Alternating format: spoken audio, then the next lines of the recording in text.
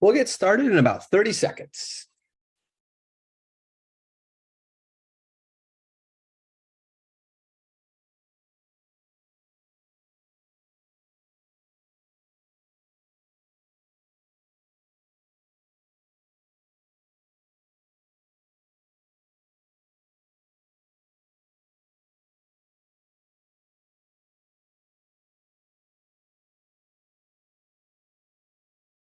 We'll let a few more people trickle in, and then we will get kicked off here.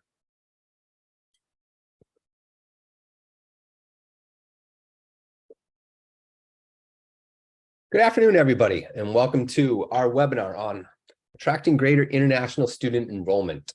This is a joint webinar with Study Portals. A couple of housekeeping items we always like to go through at the beginning. At the bottom of your screen, there is a Q&A section. If you have questions, please put them in there versus putting them in the chat. That way other attendees can upvote the questions just to make sure we cover them. I will be trying to get our hosts and panelists to answer the questions live. So we will try to stop them in the middle of their presentation and keep going from there. If you have technical difficulties or you just have some comments, feel free to put anything in the chat. Myself and Marianne are here. We will be able to help you in any way we possibly can. So without further ado, let's get started. And if Zach, if you can go to the next page. We have 4 speakers here today. Zach Paz, who's the Chief Product Officer here at Gray Associates. Kristen Feddersen, the Senior VP of Analytics and Consulting of Study Portals. Robert Summers, Vice Provost for International Affairs.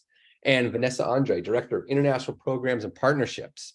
We're very excited that everybody could join us here today to kind of do this deep dive. Before we really get started, though, I am going to run a quick little poll because we'd like to see the level of expertise you have with international student recruitment. So if everybody could take one quick second and fill out the poll that just popped up on your screen, I'd appreciate it very much.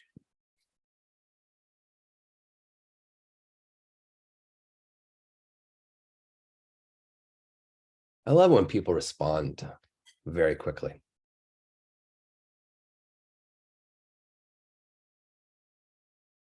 All right, we're good. And I'm going to share this with everybody. So Zach, if you want to kick it off, here is the actual results of the poll.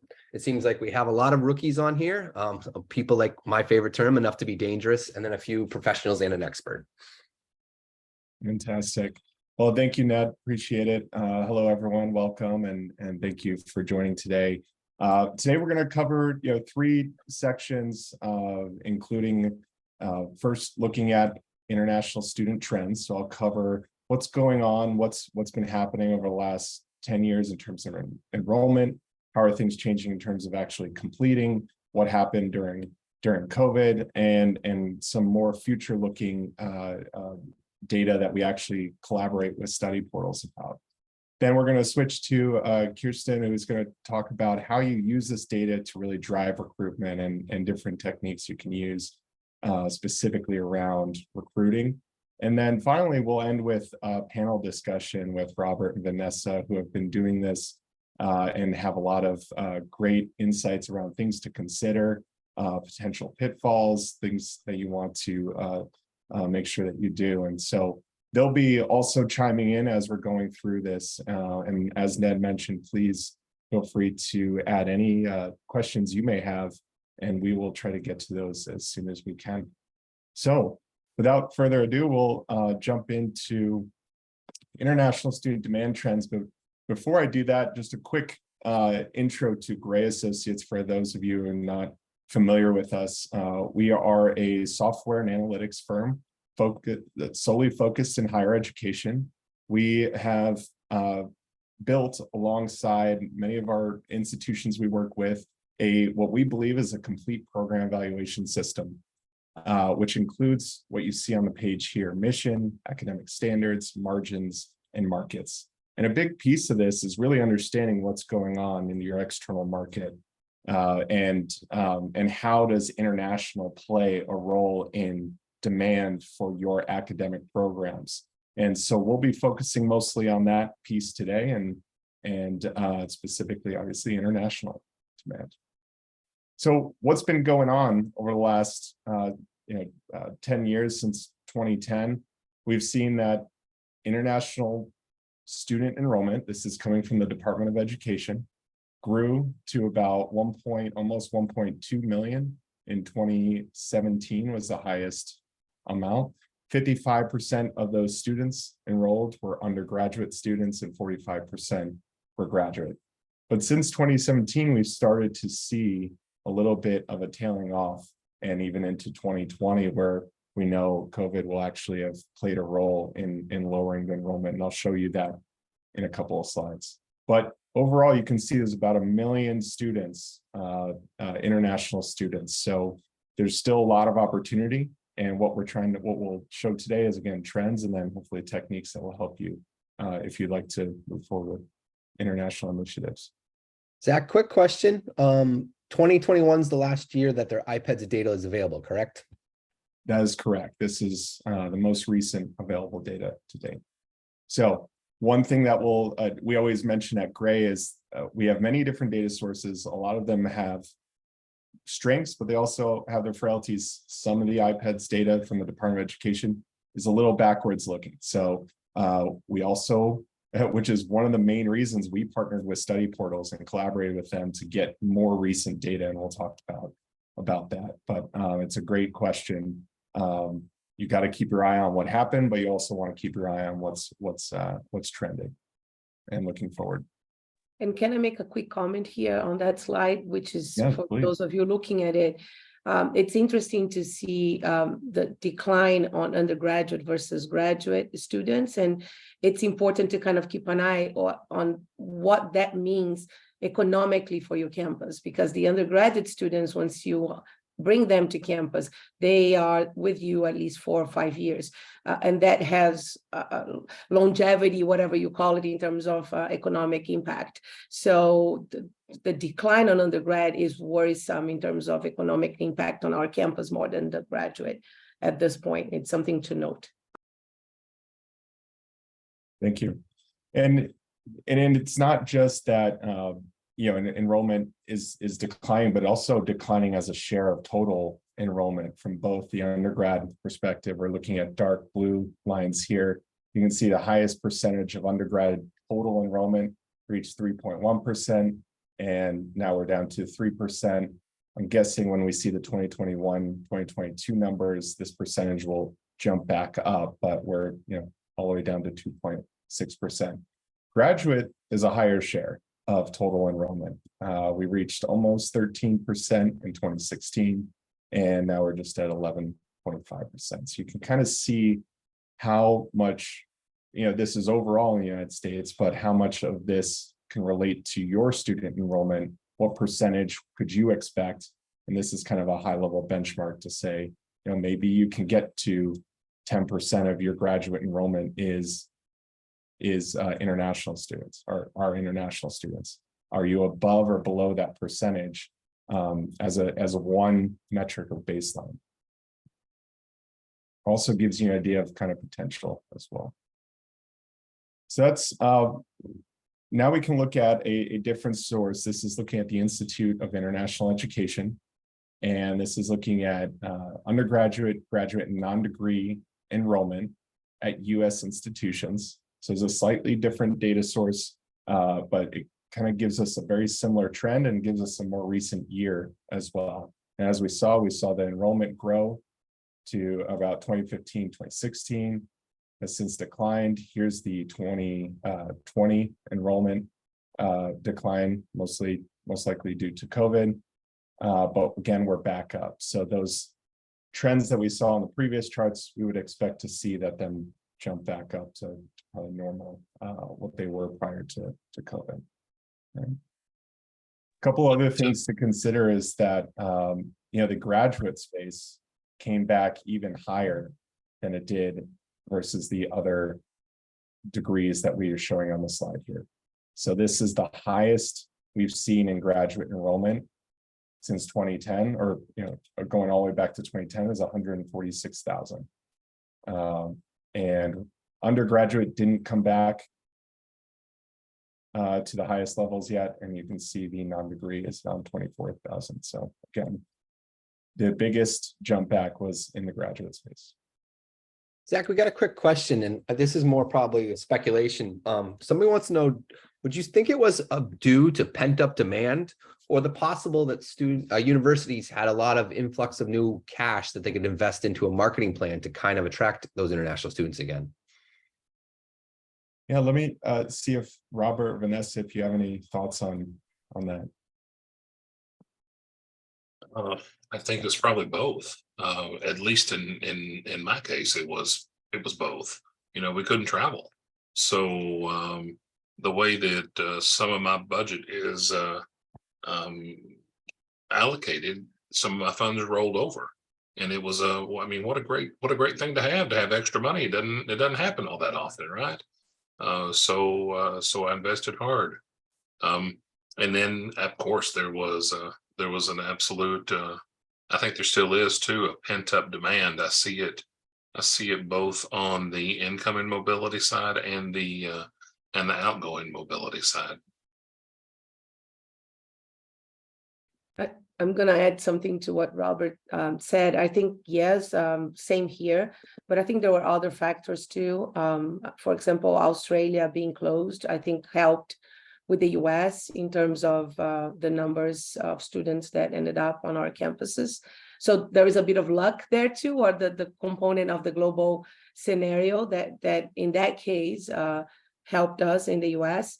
But it's also, when you look into this data, I think it's also important to understand, or try to understand, the mix that made the peaks in 2014 to 17, 18 versus now. So like what was bringing the students into the US, like all the scholarship funded programs from the Middle East and the Brazilian Science Mobility Program, the investment that still existed on the intensive English programs with conditional admissions to degrees, which impacted the non-degree higher numbers. And all that is kind of dying down and not existing anymore. And right now, the huge peak of Indian population into the US that actually drives the higher graduate student numbers versus undergrad. So I think it's looking into the data, but also trying to understand what, causes or cause effect of some of these mobility shifts of the population that we are attracting. Anyway, Kristen, I know you have your heads up. Yeah, no, you're making a really good point, Vanessa. And I was going to add that during the pandemic, as some of you know, I was working at Northeastern University. I was in charge of international enrollment management at the graduate level. And we saw a number of deferrals that simply just got pushed over to the next year, which crossed this bubble because we rebounded in a big way. One of the challenges we saw, which I imagine a lot of other institutions are facing as well, is that it sets a level of expectation that now our growth has gone from here to here. So let's grow it again in a similar way next year, which is also something we're seeing with a lot of our clients who are now facing tremendous pressure to keep this dramatic growth going after the pandemic. Which is where the data comes in to help sort of manage some of those expectations. Robert, your hand up. Another quick question is, could you also comment on tuition costs having an effect, positive or negative, on these trends? Unless you're going to cover that later on. Are you asking me specifically, Ned? Any of you? I have some data that I'll show you in a bit, but I don't know if Vanessa and Robert have any thoughts on this. I mean, it does, of course. There are certain markets that are more price sensitive than others, and as Vanessa was talking about, when the Science Without Borders program came in, we had a tremendous influx of some very talented Brazilian students. The sponsor programs out of the Middle East to the ways that those ebb and flow, of course affect this. And then, we had a freeze in tuition rates here in Tennessee for a while, and that helped us out too. And I think, to add to this too, the cost of US education has fluctuated also over the years. So with the currency fluctuation, sometimes our programs can cost a lot more than the families were prepared to pay, even once they applied for our programs. So maybe application to enrollment doesn't happen, not because the student lost interest, but now the ability to pay for that tuition cost no longer is on the table because of the currency fluctuation that is completely out of our hands either. So of course, the tuition cost has a huge impact, but also I think the economic and currency fluctuation with the tuition impact, because your tuition may be flat, you may not have not increased, but for certain countries that might have even sometimes double the price for them to come study in your campus. Yeah, and I think just to add one last comment to that, I think even when there are no fluctuations and the currency is steady, the question of ability to pay is still a big one. And again, I'll get to the data in a little bit, but I think especially as many universities are looking to diversify, which is something we're hearing a lot right now, everybody's been relying on a couple of big countries, and now everyone's looking to build funnels across a broader range of countries. The tuition and the behavior in terms of tuition isn't necessarily the same. And so there's some considerations to be made there, just in terms of students' ability to pay and how suitable their ability to pay is to your tuition levels. So yeah, something to consider. And for those of you right there thinking about what can attract students to your campus too, location plays a huge factor there too, because bigger cities, the cost of living is a lot higher, right? So sometimes it's not the tuition cost, but it's the cost of the degree overall, and you may be priced out of that market because of your location. So, you know, those are things to consider when you're putting your strategy in place. Robert?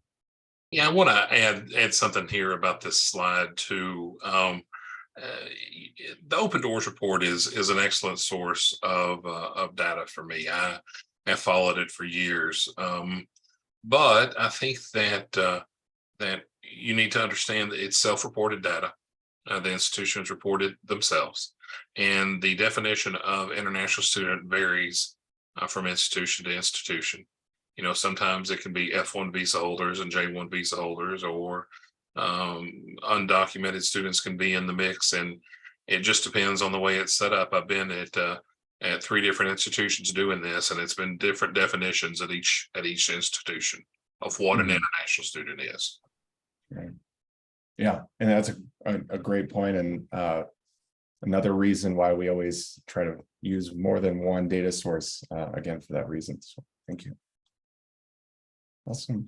Well, one thing to consider is that not only are we competing in the United States for international students, but we are also competing with other countries. And looking at some of the data around where international students are going, so leaving their country, where are they going? And you can see what the percentage share is for the top 5 countries. So on the left side, this is 2016 data. You can see the United States is that dark blue bar. We had 45% share of inbound international students based on the data source. Canada, for example, is 9%. You can see the other percentages here: Germany 11, Australia 15, and the UK 20. Fast forward to 2020, you can see our share drop, which could tell us that other countries have more opportunities, more and are presenting to international students. Maybe there's cost factors, location factors, program type factors, but it is telling us that competition for international students from other countries is looking intensify. And if we look at not just the share, but also the growth by country, the US, as we saw, is down, from previous slides, we're actually down % of inbound international students, 2016 versus 2020, where Canada is up 71%, Germany 51%, Australia 37%, and the UK 28%. So, as we're noticing more competition just for programs, especially online programs in the US, even competition for international students is intensifying as well. Robert, do you want to I think something to keep in mind when we look at country data like this is to understand that these countries have for a long time had a national incoming mobility strategy, and the U.S. we haven't. So this is changing. You know, the Biden administration has announced some time ago a strategy through which education will be one of our top exports. So this is through the U.S. Department of Commerce, Department of Education, Department of State. So as we go to these different professional development groups that we belong to, that's something that I try to certainly pay attention to and work hard to support. So for the audience, those are things that you might want to consider doing too. Great point. Advocacy plays a huge role there, and coming together and looking at the student funnel from the moment we acquire that student to all the way to the student graduates and has a pathway to work in country or even during their degree, or which would impact their ROI. And at that point, the US is definitely losing a lot of market share there globally.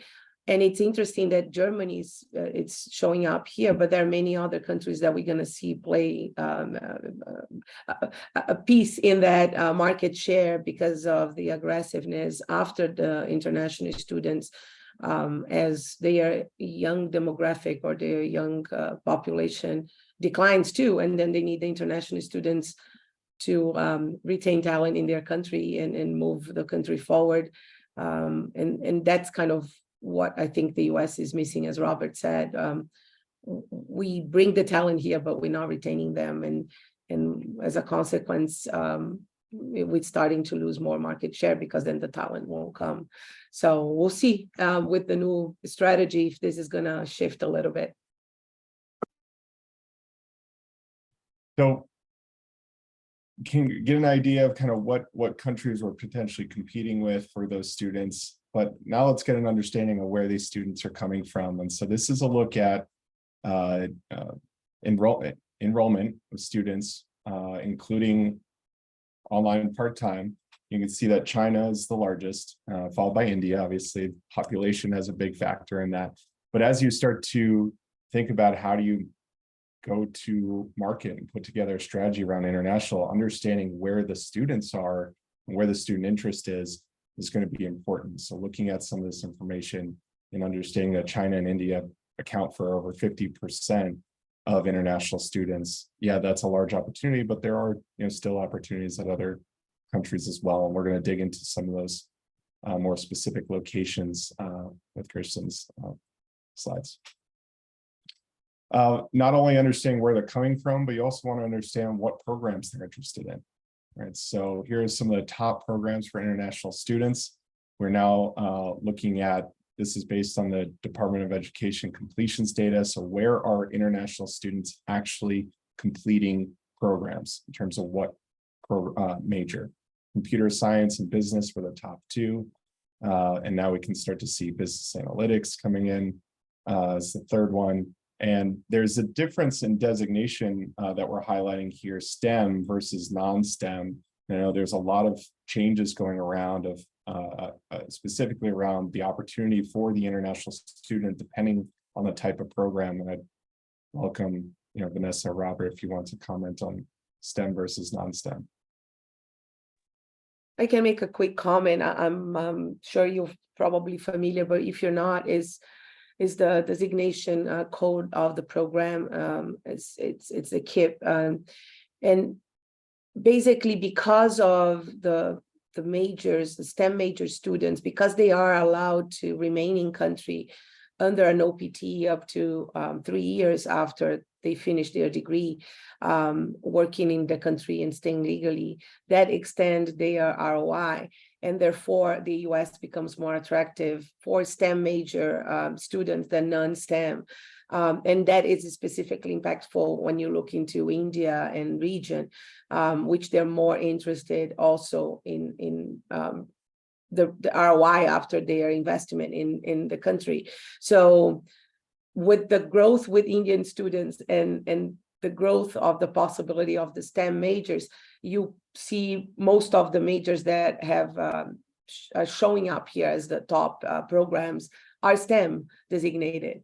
And a lot of universities are looking into shifting also, when possible, some of their majors from non-STEM to STEM as a strategy to attract more international students. So this is something you also should be looking into your campus. What are your STEM majors? Highlight them in your marketing strategy and your marketing plan, depending on the country you're going after. And if you have non-STEM majors that could become STEM majors that are attractive in those markets, are you able to do something with your academic departments and your, faculty affairs to change that? So those are things that we should be looking at too, but Robert might have some more thoughts there. Vanessa, we did that very thing, in the sort of lull time of COVID. We looked at our academic array. We saw what we thought we could make a case for to be classified using the zip code as a STEM OPT eligible extension program, and we did it. We got it through the Senate. We got it through our state governing body. And we changed a couple of them that made sense to change. I think that was certainly was a strategic thing that we could do when we couldn't travel. And I want to add an anecdote here. I just got back last night from a recruitment trip to Africa. So as I'm sitting at the table talking to people that are interested in coming to the U.S. to study, that's a question I get all the time. Talk to me about how I can work in the U.S. after I graduate. So the answer is, if you enroll in one of these STEM OPT extension eligible programs, you can stay up to 3 years. And I think the attractiveness of this pathway to 3 years of work experience is clearly shown here with the light blue STEM OPT eligible programs. Yeah, and we actually have an example of how that is showing in the data. One program you see here is econometrics. Well, an example of how that's been shifting over time is actually seeing the shift from economics to econometrics and quantitative economics. And this zip code is one of those codes that is eligible, right? So we're seeing that shift, and you can actually see the evidence of that in the data.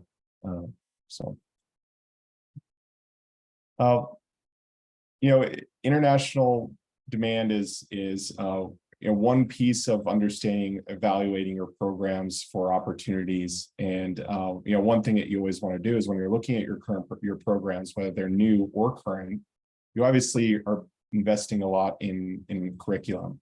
So you want to know what the opportunity is domestically and make sure there's a lot of opportunity there. But even when you're looking at your current programs, you can identify, using data like this, where should you be investing your resources to potentially make academic changes that will then help you recruit more students. So this is a view that shows you both domestic and international demand all in one place, again, using multiple data sources to triangulate around where the student interest is. And international demand is one piece of that can help you do that. If we look at our collaboration with study portals, we can see that international demand, as we're defining it, are actual page views. So students actually go through their portals, and Kristen will show you what that looks like in a second. And they'll actually view programs. They will then go through the rest of the funnel, but what we're trying to identify is how many times do those programs get viewed as a temperature of how in demand that subject area is. And what we've seen over the last, even this year, is international page views are up. So the interest is there and growing, but you also need to be aware of the competition from other countries, competition within the United States, also being very tactical around what type of programs you're going to market with. So some of this data can help you do that, right? We can look at those long-term trends, but we can see what are the most in-demand programs. Not only what are the most in-demand programs overall for the United States, but by country. And one thing that we'll see is that the programs that are most in demand from in India are not the same programs that are in demand in Canada. Again, we're focusing on domestic programs. So again, it's not just going to international, students in other countries with the same program set, because there could be very different needs and wants in each of those countries. So again, having that high level data to understand what the trends are, how much how it has competition changing, what are the in-demand programs, what countries are and where are the students that are interested in taking programs in the United States. All of that is valuable information to, again, start putting a strategy around your international recruitment. So I'm going to hand off to. Let me just make a quick point here, Oh, yeah. because I think that there's something to consider, which we hear often. Oh, everybody's going to a certain country, so we should be there too. Not necessarily, because if you don't have programs that fit that market, why do you have to be there? And I think it's a great example of looking into, okay, what is in demand in a certain area of the world, in a certain country, and what your campus offers. And see if there is a match. If there is no match, there is no need for you to go there. If everybody else is going, let them go, right? That's not the place for you. But we hear often colleagues saying, oh, we gotta be there. Really? I mean, think about it, right? So I think those are like, you have to find what's right for you, for your institution, for the programs you're trying to fill, for the ones that you're already saturated and you need to go different route. So it's all a dialogue, and it's a moving piece that only you can do it for your campus with your team. Yeah, I would agree with that, Vanessa. And I would say FOMO is not necessarily a good reason to go recruit somewhere. Yeah, so thank you, Zach, for moving this forward to my slides. I want to add with some of our data a few more layers and considerations to some of the data that Zach already showed. When looking at the international enrollment planning puzzle, and it really is a puzzle, what our data can do, it can help indicate what's coming in the future. So Zach showed you a little bit of what we have and held that up against some past enrollment data. You're all going to have internal enrollment data. One of the challenges I had in a previous role, and I wanted to mention this also to your comment, Vanessa, this really understanding and making others internally understand that international is not all one thing. It is many, many different things. And as Vanessa just mentioned, it's important to look at not only the country level, but in some case the city level and the discipline and the level at which your programs are offered and modality and all of these different things. So the point of that is not to overwhelm you, but it is more complex than just saying domestic and international, as I'm sure many of you know. Before I jump into to just quickly explaining our data and then showing you some of it, I just want to highlight my own background. I alluded to this earlier. I came from the institutional side. I've been in international student recruitment in some variety for the last 20 years or so. I'm originally from Denmark, where I worked in an institution. I worked as an agent, spent the last 10 years in the US, and have been in charge of a couple of different units within international student mobility. I was in charge of international at Southern New Hampshire University, their campus programs, and also at Northeastern University, where I was in charge of international enrollment management at the graduate level. So I've primarily been on the institutional side of this and have been with study portals for most of this year at this point. Before I move on, I want to just quickly show you or explain what our data is. So Zach did a great job of kind of explaining what it is that we do and where this data is coming from. We have a couple of portals. I'm going to show you a slide on this in a second that collect student data. Essentially, our portals are places where institutions can feature their programs and information about their institution. And through Google and other ways, students across the world are finding this information. We're featuring institutions from all over the world. We have around 50 million visitors every year. We have close to 3,800 participating institutions whose programs are featured across our sites, more than 250,000 programs listed.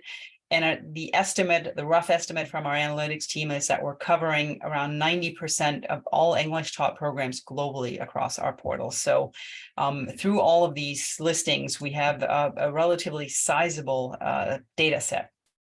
Next slide, please. So the journey for students as they come to our site, first they'll search online and they're looking to study overseas. Most of the people who browse our sites are individuals looking to study either in another country, could also be their own country, but typically our users are looking for international options. They go to our site, they either browse the site, they search for a specific discipline, they just kind of start to dig down into what they may find. And then the search results come up, and that is what we call the impressions. Once they click on those, it'll lead them to the description of a specific program and institution. And once they click on that, it will lead them to the last one, Zach. There we go. To either the microsite or the specific website for the institution, and that is what we call a referral. So that's just to give you a little bit of context. Next slide, please. So what we have and where our data is coming from is basically where our supply data meets our demand data. So the supply data is all this information that we have about our institutions and their programs. It's their location, it's the tuition fees, it's their entry requirements, everything that we have on our site about the program, or about the institutions.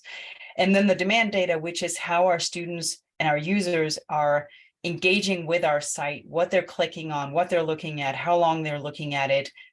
We can see based on their IP address where they're coming from, down to the city level, which disciplines they're interested in, which locations, and many, many other things, including which programs they're looking at in terms of tuition, which I'll show you later as well. Next slide. Thank you. So as I mentioned the word puzzle before, and it really is a puzzle when it comes to understanding where to recruit students and who to target.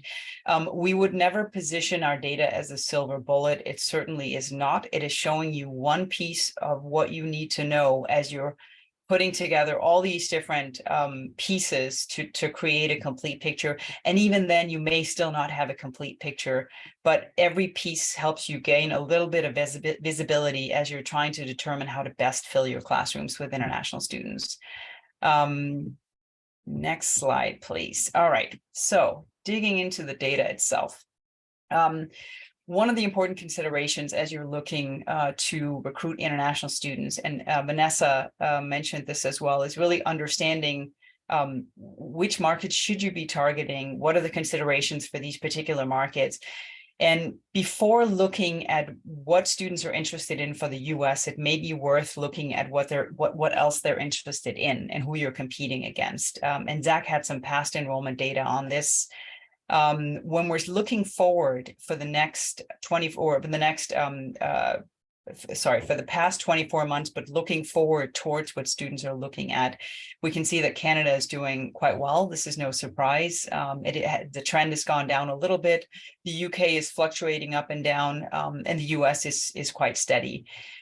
Australia and Ireland and New Zealand have remained fairly steady, but they're still a significantly smaller competitor to the US, just because of the sheer volume of institutions in the US versus those particular countries. So relatively steady for right now, but we still have strong competitors in these two other countries.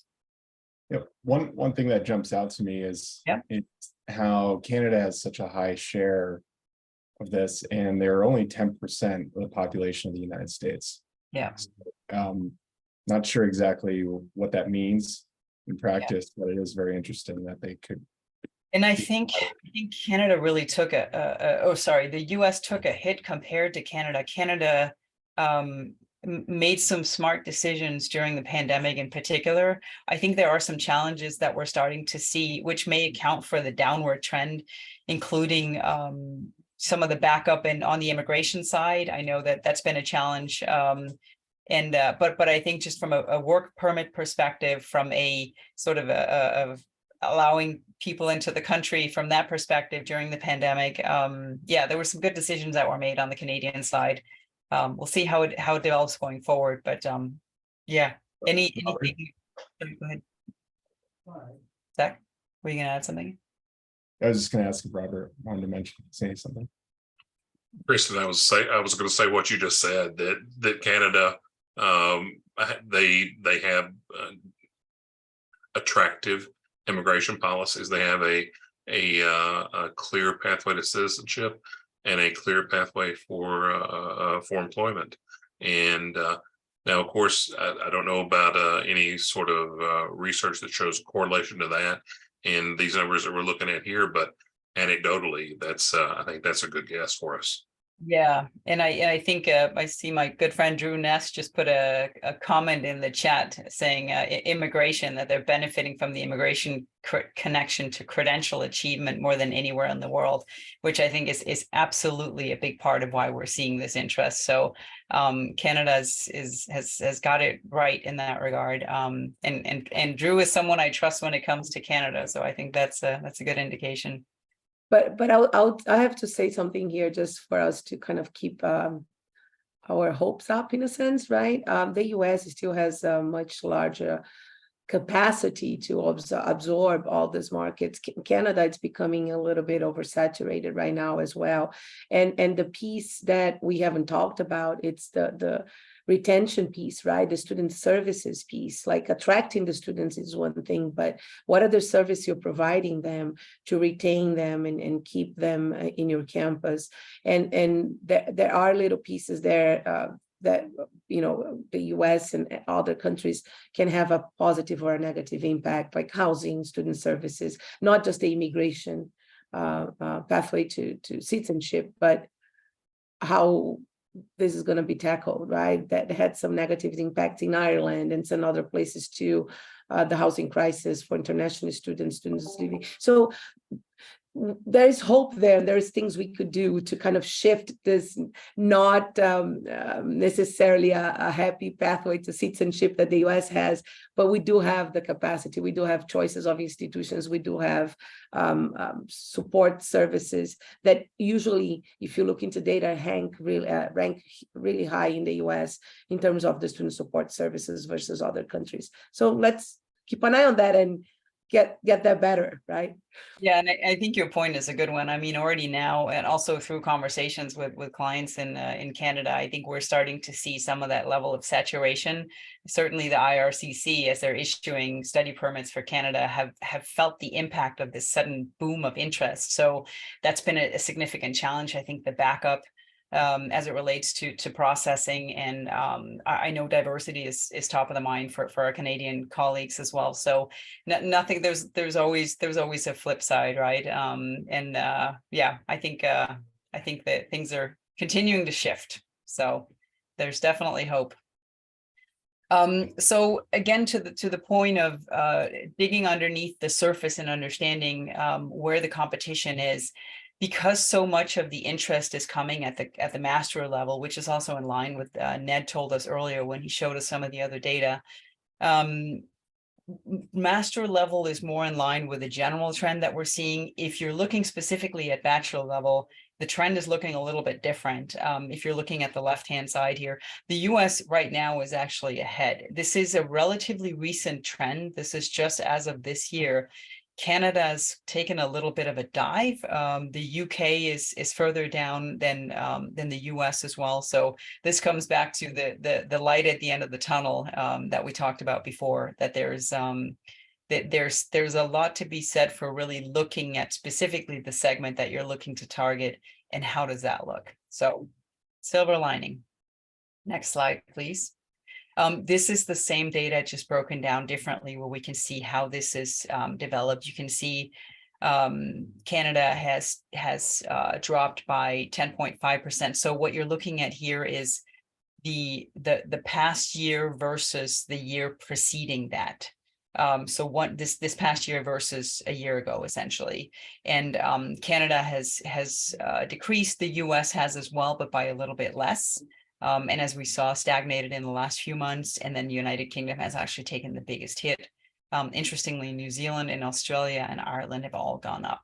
Whereas on the master level, New Zealand has really gone up along with Australia, which may have to do also again with the reopening of the borders. Canada has taken a significantly bigger hit than otherwise. All right, next one. Thank you. So as we're looking at this particular one, what's interesting here is when you look at not just one thing, as in which level are you trying to target, or which country should you be going to because others are going there. It is worth digging down to the level of bachelor versus master, again, in which countries you should be targeting. If we're looking at these, you will see that bachelor versus master, many of the countries are the same, but the rank is different. India comes out as number 1 for both of them. For number 2 for bachelor, interestingly, is Canada, which is down at number 7 for master level. If we look at the master level, you've got Nigeria at number 2, which is number 4 for bachelor level.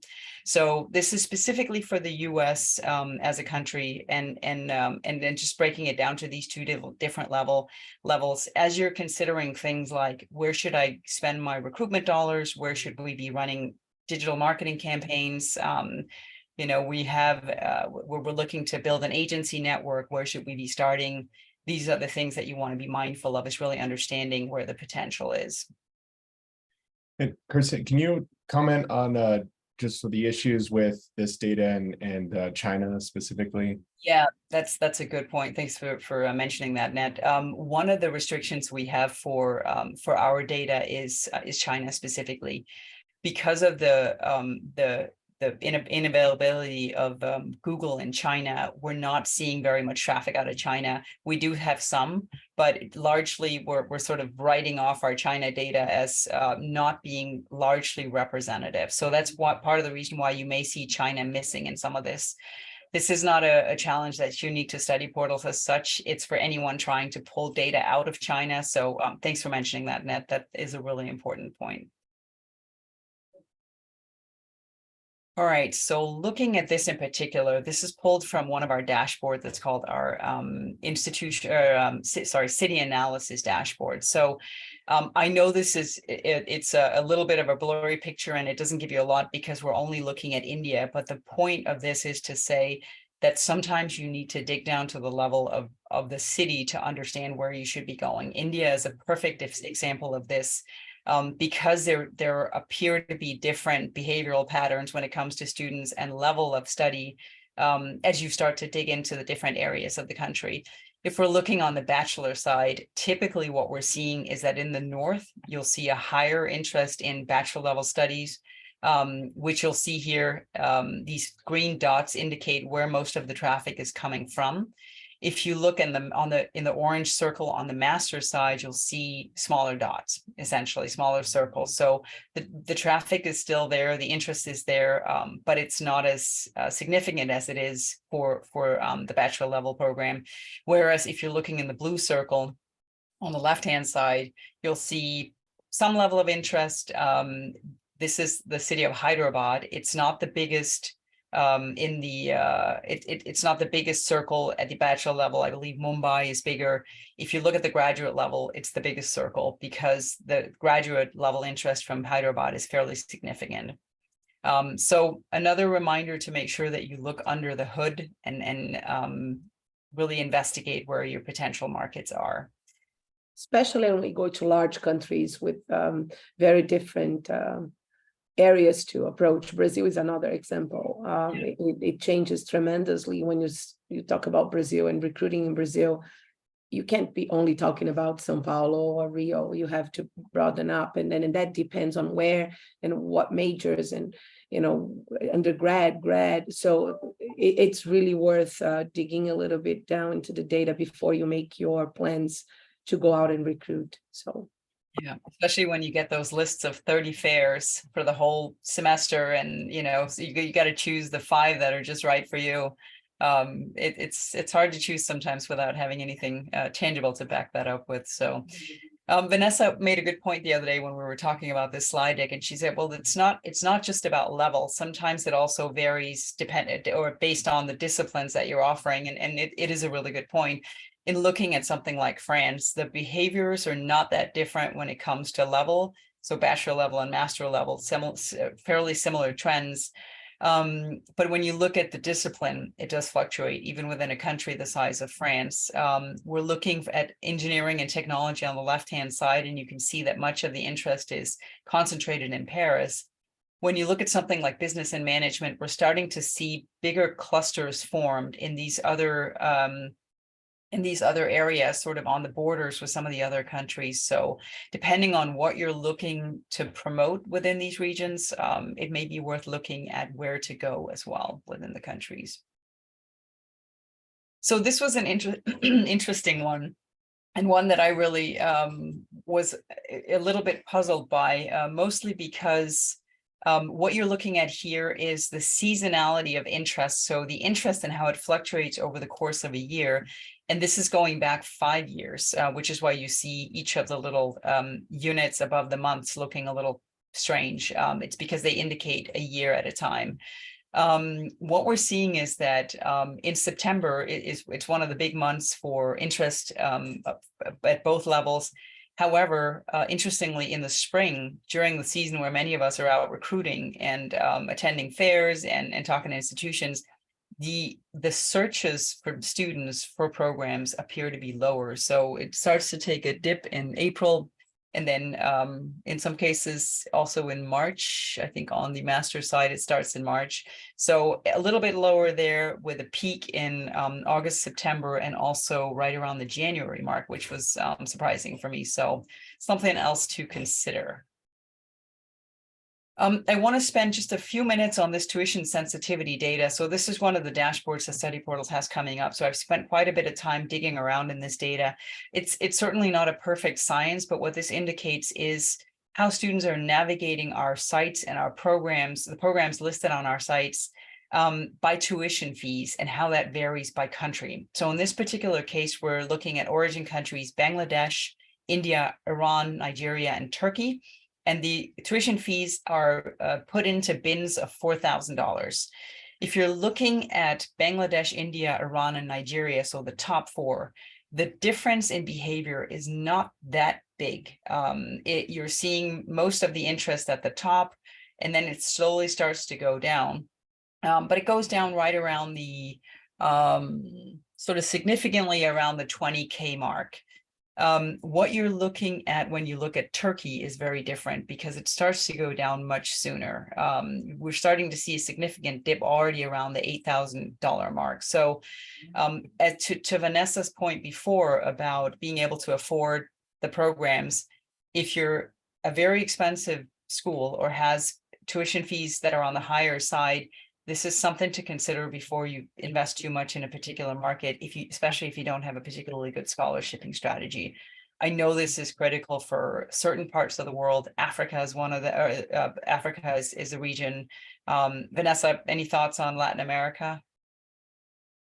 Definitely also another region, and especially if you're trying to tap into some of the, scholarship sponsor programs from, Colombia, Peru, and Chile, like the becas and the FUNED and all of that in Mexico. I think you have, the interesting thing for me when I look into this is it's looking into the overall is a 20K, right? And that's kind of like the breaking point. So if your tuition fees are below 20K, in a way, you're kind of okay. Now try to think about cost of living, because that also, you may be at a 20K, but your cost of living could be higher, and then you kind of lose ground there. But above that, you definitely, as Kristen said, you need to have some sort of strategy for financial aid scholarships, some sort of on-campus work, something you can do that can help. And maybe that's why Canada, UK, and other countries are ahead, because then they are able to work while they study, so they can make up for that difference of the 20K there. So I don't know, those are thoughts to think, but Latin America is also a price-sensitive market, and I think the world is becoming a price-sensitive market in a way. So we have to be very careful about how do we go out there highlighting huge tuition prices when institutions are not necessarily the R1s in the world that everybody wants, right? So anyway. We have a quick question. Do differentiating students have green cards and U.S. citizenship who can apply for federal money? Do you differentiate? Sorry, Kristen. I mean, oh, do we differentiate in our data? Yes. I'm not sure I understand the question. About citizenships and green cards who can apply for federal money. Yeah, I mean, our data is just student interest data going forward, right? So we wouldn't necessarily know that about our students. The students that that most institutions will be targeting would not be either US citizen or green card holders, because as soon as they become green card holders, they typically shift over into the domestic realm, if that makes sense. I hope that sort of answers the question. Yeah, we can, maybe we can follow up with that question. Okay, sounds good. You have the other one up. So Vanessa, you actually set me up perfectly for this next slide, which is sort of a precursor to the next slides I'm going to show. So this is just tuition sensitivity in the US versus Canada. And and this is destination Canada. So students looking at the US, students looking at Canada. I put the Canadian tuition dollars in US for comparative reasons, so we can see sort of comparatively what are those levels. And here's how students are searching. So there appears to be a much bigger sensitivity when it comes to Canada, and students are only willing to look at that upper level. However, next slide, please. Part of the reason for that is also that the supply of programs in Canada indicates that there's a much larger percent that are lower priced than the US. So if we look at the demand versus supply, which is what you're seeing here, if you look at the black line over each one of the bars, that indicates the supply of programs. If you look at the bar itself, that indicates the demand for programs. So the darker red the column, the bigger the gap between supply and demand. The darker green, the more that there's overlap between supply and demand. So if you look at the US, more than 44% of the programs that are available in the US are in this range that is $30,000 or above from a tuition perspective. If you look at Canada, you've got less than 9% in that range, UK less than 23%, and Australia less than 17%. So it's again, it's not necessarily something that you, as the person in charge of recruiting international students, may be able to impact, but it is worth considering, and it's worth bringing this kind of data to leadership when you're saying, for some of these countries, we need a scholarshiping strategy, or we need the ability to position ourselves in a way that it makes us attractive, even though we have competitors who are lower priced than we are. Next slide, please.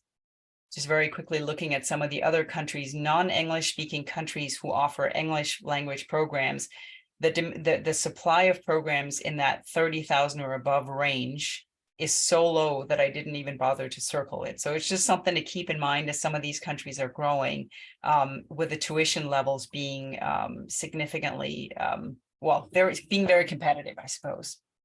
Next slide.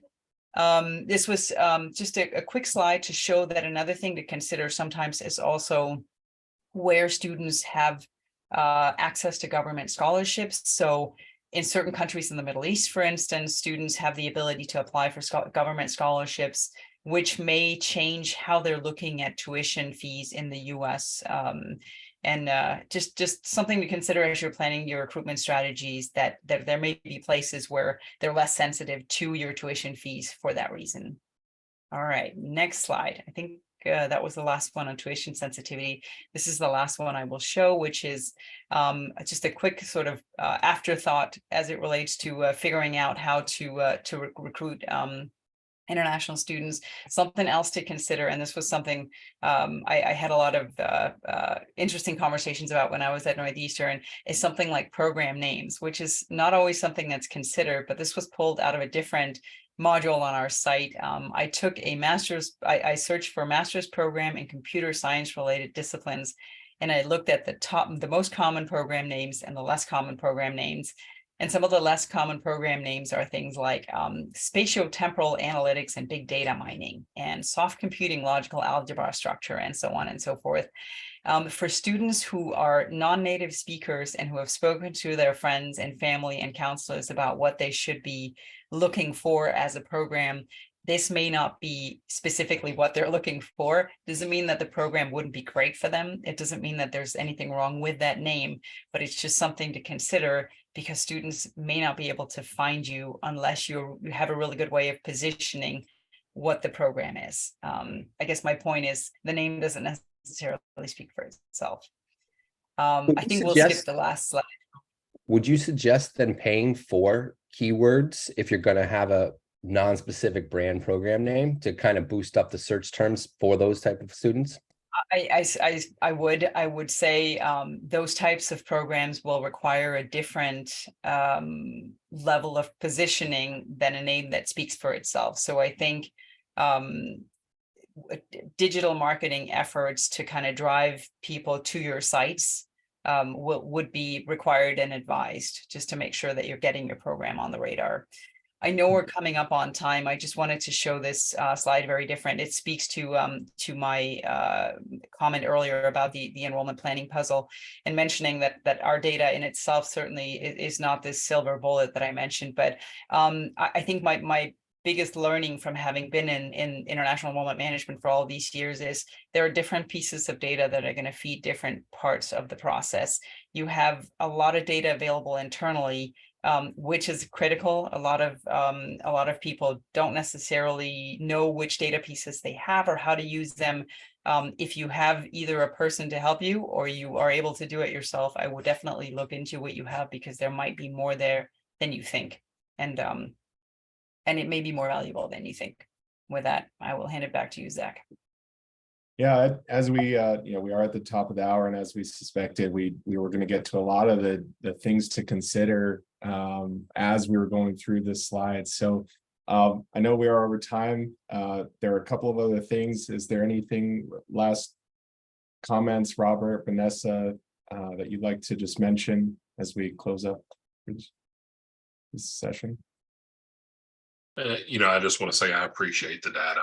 It is really interesting to see the drilling down and seeing even the cities of origin where some of these programs are attractive. And what it helps me do is take my anecdotal understandings and bring them to a research-based understanding, because sharing in cabinet, for example, an anecdote and sharing data are two different things. Yeah. And as we think about other things that we want to think about, Vanessa and I, as we were prepping, we were thinking about some of these things here too. We talked about modality, and something interesting that I'm seeing in some of my partners is a more of an interest in our students being enrolled in our totally online programs. And this is something relatively new to me. So we had to reconsider the admission structure for this, and we have a pretty strong agent network, and we had to reconsider our commission structure for our online programs. Vanessa, you want to talk about modality too? I think I think we're kind of wrapping up. So I would just say, you're not alone on this, right? Remember, it takes a village. We're all in this together. Data is here to help us. Our agent recruitment partners are here to help us. Some people using country reps. Some people use partners like, Gray Associates, study portals, and others. You do student fairs. You can do domestic international student recruitment. You go out of state, you go in your high schools or your region. So you don't need to have every answer or every piece of the puzzle to be able to get at least started and be successful. You can take a slice of the pie, figure out, let me start here. and then keep building until you finish and eat the whole pie, and count on us. Like, we are all in this together. We're all here together to help you and help each other. So just don't be afraid. Just go after it. That will be my 2 cents. Great. Well, thank you so much for Robert, Vanessa, and Kirsten for being with us today and sharing your insights and thoughts. And thank you everyone for sticking around. We appreciate it. I hope you guys have a great rest of your day. And we will be sending out all the recording and the slides to everyone who attended. So thank you very much. Thanks, everyone. Sure.